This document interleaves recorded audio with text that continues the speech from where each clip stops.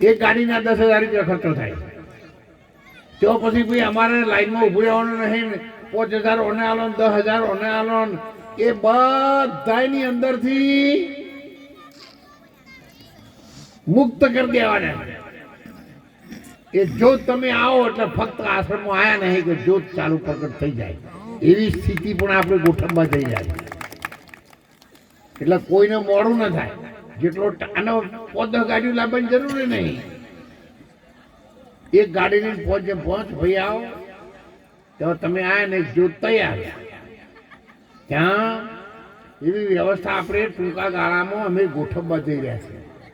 પણ એમાં અમને સફળતા મળે તો તમે પ્રાર્થના કરજો. આપણા ગુજરાતી ભાઈ બહેનોને દર્શન માટે પણ 4-5, 6 કલાક, 8-8 કલાક લોકો લાઈનમાં ઉભા. તમે ઉભા રહેલા છો? કોઈ ઉભા રહ્યા હાથ ઊંચો કરો. હા,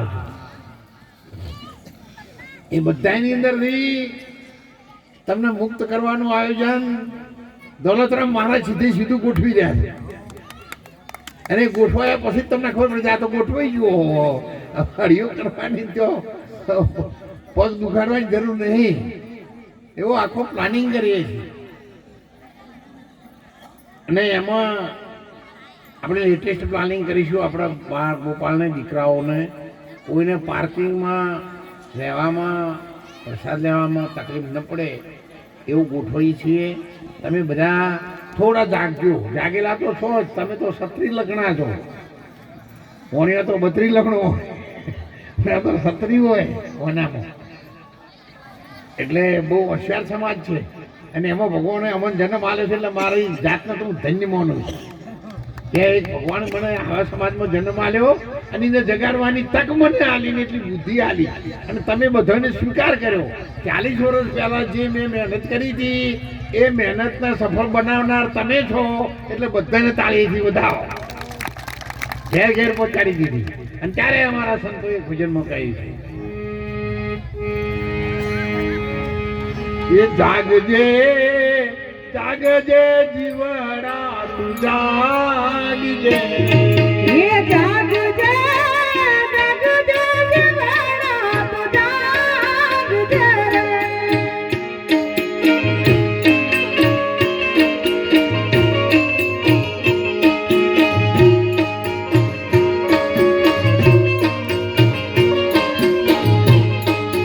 તારો અવસર